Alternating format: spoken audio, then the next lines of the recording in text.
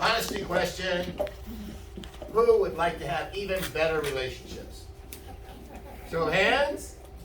Okay. Not everybody. Oh, that's interesting. Okay. That's what we're going to talk about today. And this is the one thing about relationships that it seems nobody either knows or emphasizes that we're going to talk about today. And that is that my relationship with other people is a reflection of my relationship with myself. And that if I improve my relationship with myself, it improves my relationship with everyone else. Okay. How am I going to improve my relationship with myself? And I've broken it into 3 little sections. 1 is I'm going to be more aware of what my thinking is, my internal dialogue. 2, I'm going to use the relationships that I have with other people as a guide to tell me where I am with my relationship with myself, right? So if I have problems relating to a certain person or a certain situation or a certain way, that's indicative of the fact that, I must have problems relating to myself in that way. So I can tell by my relationships with other people where I'm good in my relationship with myself and where I could stand some improvement.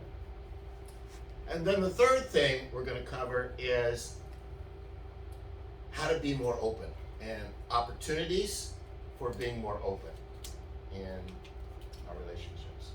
Let's dive right in. Improving our thinking is an amazing thing, and what you need to know about improving your thinking is that it happens automatically when we're aware of what our thoughts are.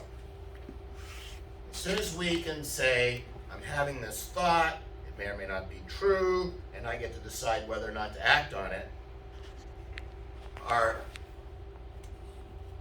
relationships are about to improve because our relationship with ourselves improves because we're listening to ourselves.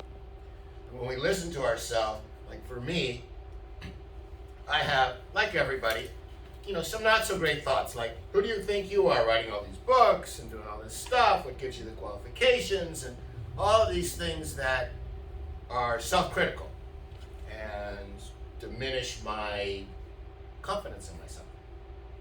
And when I acknowledge those thoughts, I say to myself, okay, I'm having that thought.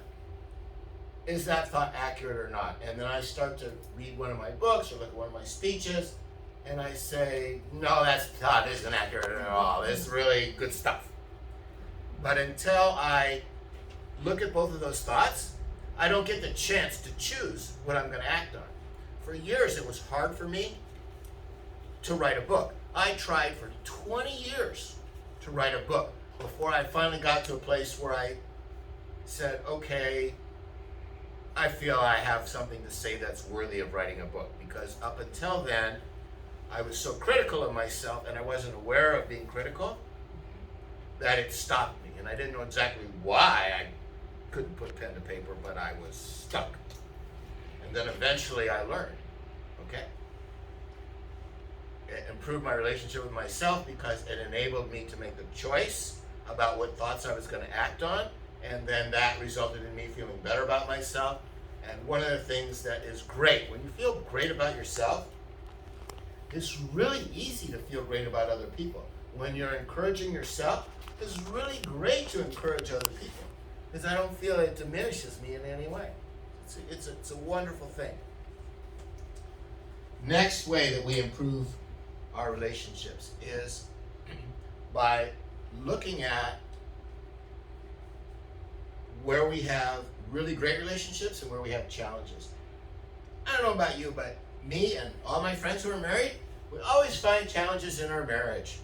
And I was amazed at how I was saying to myself, why is it so difficult for me to broach this subject with my wife?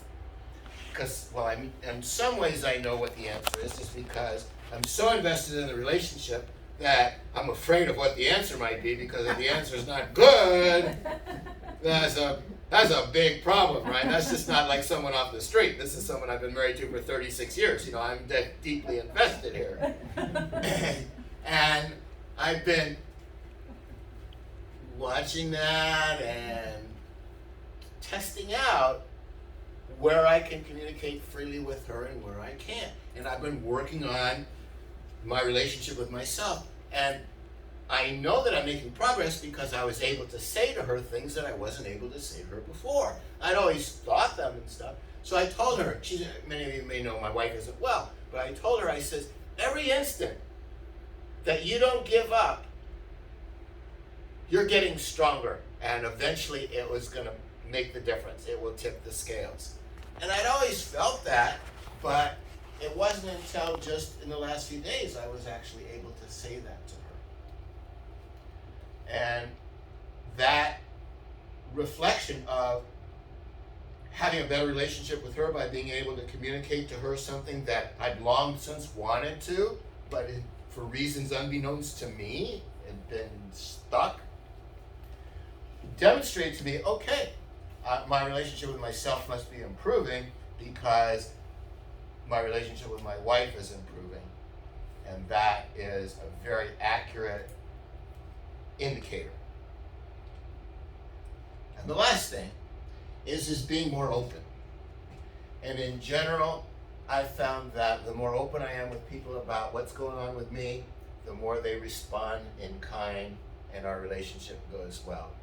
There's no substitute for authenticity and openness in building relationships.